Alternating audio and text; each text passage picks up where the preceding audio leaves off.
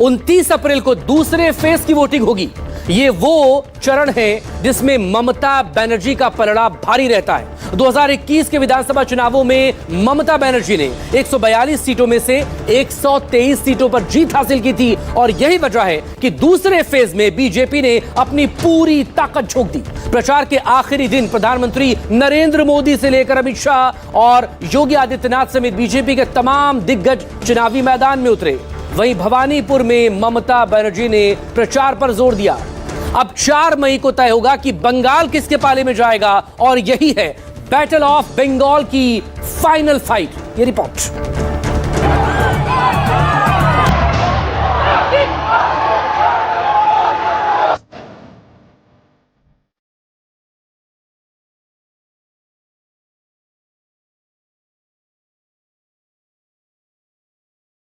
आप एक मौका मोदी को देकर देखिए, हम सब मिलकर बंगाल को हर बेड़ी से आजादी दिलाएंगे।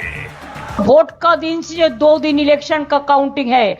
माँ बहन लोग खाना नहीं बनाएगा और उधार में रहेगा और वोट को प्रोटेक्शन करेंगे। दिल्ली के गुंडों की चिंता मत करिए, चुनाव आयोग ने चप्पे चप्पे पर सीआरपीएफ बिठाई। बंगाल के नयनों में माँ दुर्गा है, माँ दुर्गा मदीना नहीं है, माँ दुर्गा है। इसका एहसास कराने का समय आ गया है। बैटल ऑफ बंगाल की फाइनल फाइट और प्रचार का फाइनल डे, जिसमें बीजेपी और टीएमसी समेत सभी दलों ने पूरी ताकत झोंक दी। 142 सीटों के फाइट के लिए एक दूसरे पर वार पलटवार किए। प्रमुख दलों के दिग्गजों ने ज्यादा से ज्यादा वोटर्स को लुभाने के लिए सियासी दांव चले। सोमवार को प्रधानमंत्री मोदी से लेकर अमित शाह, योगी आदित्यनाथ समेत बीजेपी के तमाम दिग्गज मैदान में उतरे। प्रधानमंत्री मोदी ने नॉर्थ 24 परगना के बैरकपुर में विजय संकल्प रैली की। अमित शाह अभिषेक बनर्जी के गढ़ डायमंड हार्बर में थे। इसके अलावा हुगली के चंदन नगर में रोड शो किया। योगी आदित्यनाथ ने भी आज एक के बाद एक कई रोड शो और रैली की। सीएम योगी ने सोमवार को कल्याणी, धनियाखाली, दमदम और राजरहाट, गोपालपुर में हिंदुओं को एकजुट करने की कोशिश की। उधर ममता बनर्जी ने भी सोमवार को अपनी विधानसभा भवानीपुर में रोड शो किया। भवानीपुर समेत मध्य और दक्षिण कोलकाता में ममता आज धुआंधार प्रचार करती दिखी। सबसे पहले बात प्रधानमंत्री मोदी की, जिन्होंने नॉर्थ 24 परगना के बैरकपुर में विजय संकल्प रैली की, जिसमें बड़ी संख्या में भीड़ जुटी। यहां से पीएम मोदी ने टीएमसी पर जमकर निशाना साधा और रैली में शामिल हुए लोगों से बीजेपी को जिताने की अपील की। आप एक मौका मोदी को देकर देखिए, हम सब मिलकर बंगाल को हर बेड़ी से आजादी दिलाएंगे। आजादी हिंसा और दंगों से, आजादी टीएमसी के भय और भ्रष्टाचार से, आजादी टीएमसी के सिंडिकेट से, आजादी घुसपैठ और घुसपैठियों से, आजादी बेरोजगारी और बेकारी से, आजादी तुष्टीकरण और परिवारवाद की बीमारी से। प्रचार के फाइनल दिन पीएम मोदी बैरकपुर विधानसभा में थे। इसके पीछे भी खास रणनीति मानी जा रही है, क्योंकि बैरकपुर में टीएमसी हैट्रिक लगा चुकी है। इसी को तोड़ना बीजेपी के लिए बड़ी चुनौती है। बैरकपुर सीट साल 2008 में परिसीमन के बाद अस्तित्व में आई। इसके बाद साल 2011 में इस सीट पर पहला विधानसभा चुनाव हुआ। साल 2011 में हुए पहले चुनाव में टीएमसी ने जीत हासिल की। इसके बाद 2016 और वर्ष 2021 में भी टीएमसी को ही जीत मिली। बैरकपुर सीट पर 35 से 40% वोटर हिंदी भाषी और यहां मुख्य मुकाबला बीजेपी और टीएमसी के बीच माना जा रहा है। उधर प्रचार के आखिरी दिन केंद्रीय गृह मंत्री अमित शाह ने डायमंड हार्बर और कोलकाता के बेहला में रोड शो किया, जिसमें जुटी भीड़ ने बीजेपी कार्यकर्ताओं का हौसला बढ़ाने में मदद की होगी। 29 तारीख को बेखौफ होकर मत डालने चाहिए। दिल्ली के गुंडों की चिंता मत करिए, चुनाव आयोग ने चप्पे चप्पे पर सीआरपीएफ बिठाई। और आज मैं बोलकर जाता हूं, चुनाव के बाद भाजपा सरकार आनी है, फिर भी 60 दिन तक ये सीआरपीएफ यही रहने वाली है। बंगाल में चुनाव का दूसरा चरण तय करेगा कि अब की बार बंगाल में किसकी सरकार। बीजेपी की खास नजर हिंदू वोट बैंक को एकजुट करने की रही। इसके लिए कल्याणी में यूपी के सीएम योगी आदित्यनाथ उतरे हुए थे, जिन्होंने यहां हिंदू वोट बैंक को साधने के लिए दांव चला। यह अवसर है आपके पास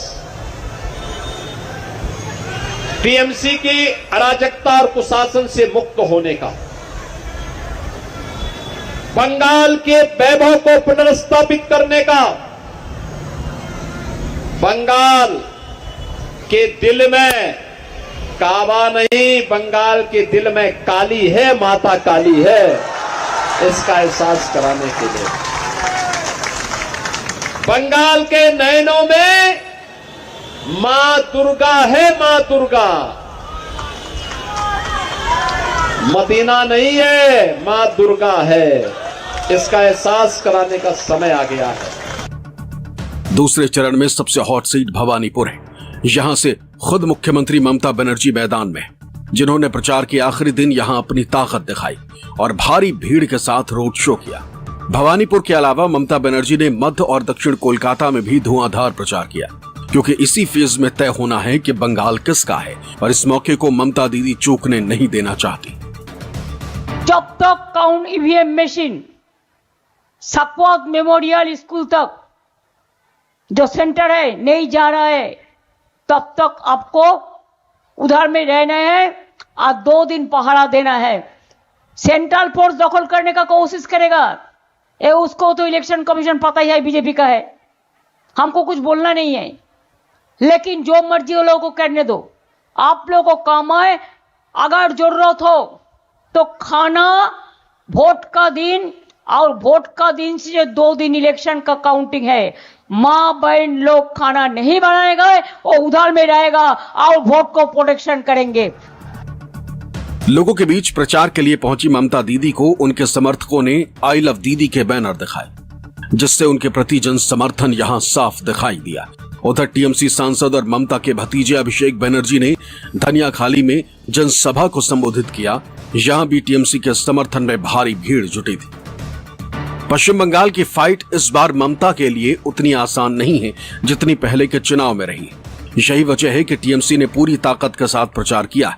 हालांकि प्रचार के आखिरी दिन भी हिंसक घटनाओं की खबर आती रही। हुगली में सोमवार को टीएमसी सांसद मिताली बाग की कार पर हमला हुआ। टीएमसी का आरोप है कि भाजपा समर्थकों ने गोघाट में उनकी गाड़ी पर ईंट पत्थर और लाठियों से हमला किया।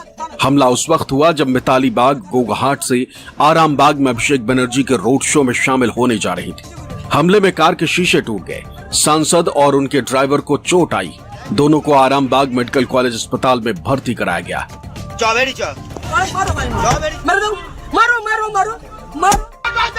आरामबागের প্রোগ্রাম থেকে বলছে তৃণমূল কংগ্রেসকে বেঁধে ঝুলিয়ে মারো। দেখুন অমিত শাহর কথা মতো ভারতীয় জনতা পার্টি জুমলা পার্টি দলেরা মোদি বলে যাচ্ছে পশ্চিম বাংলার মানুষকে মারতে প্রধানমন্ত্রী নিজে এসে বলে যাচ্ছে।